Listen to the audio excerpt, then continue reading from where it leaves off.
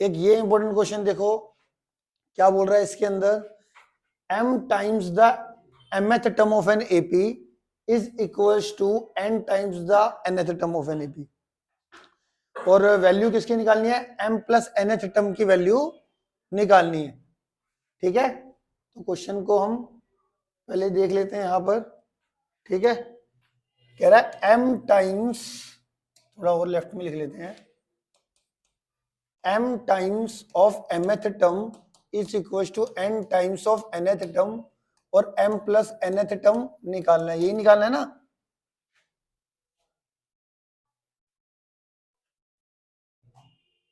Find it m plus nth term, clear है। अब यहां पर mth टर्म का फॉर्मूला क्या होता है, a plus m minus one into D, nth term का फॉर्मूला कितना होता है, a plus n minus one into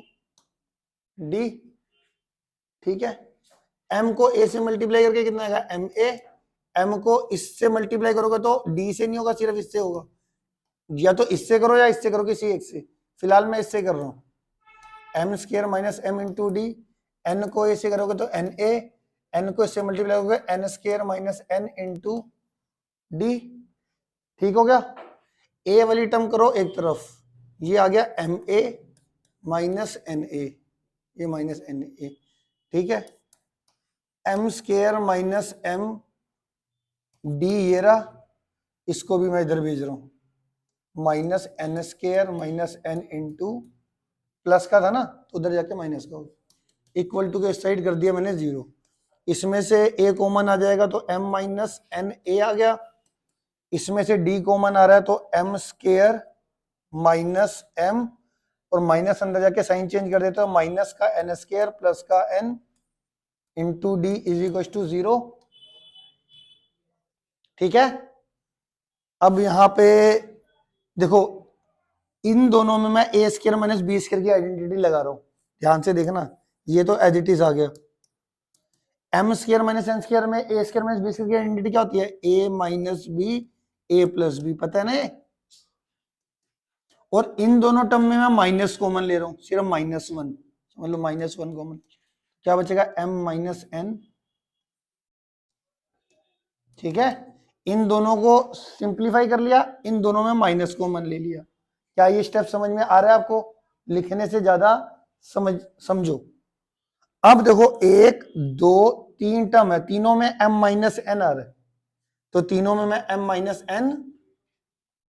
common ले रहा हूं, m माइनस एन अगर मैं कॉमन ले लूं तो क्या बचेगा, एक तो बचेगा a प्लस, इधर m माइनस एन, इधर m माइनस वन कॉमन ले लूंगा तो क्या बचेगा, m plus N minus one into D equal to 0। क्या मेरी बात समझ में आ रही है आपको। इस m माइनस एन को डिवाइड में भेज दो, ये डिवाइड में चला गया, इसको डिवाइड करके 0 आ जाएगा, और ये क्या बचेगा, a plus M plus N minus one into D. आपको दिख रहा है ये किसका फॉर्मूला ओपन होगा,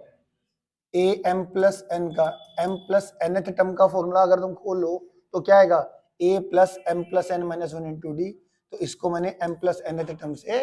रिप्लेस कर दिया, और हमारे को यही पूछ रहा था कि m प्लस nth टर्म की वैल्यू आप बता दो, क्या कहते हो, आ गया समझ में। ठीक है,